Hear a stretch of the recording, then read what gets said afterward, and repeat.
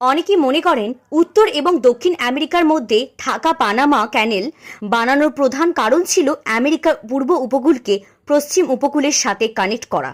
তবে পানামা বানানোর কিন্তু এটাই প্রধান কারণ ছিল না। পানামা খাল বানানোর পেছনে আরও একটা কারণ ছিল, আর সেটা হলো এই সামুদ্রিক জাহাজগুলো দক্ষিণে থাকা আন্টার্কটিকা মহাদেশ এবং দক্ষিণ আমেরিকার শেষ বিন্দু কেপ হর্নের মাঝখানে যে 620 মাইল চওড়া একটা প্যাসেজ আছে, তারা সেটাকে অ্যাভয়েড করতে চাইতো।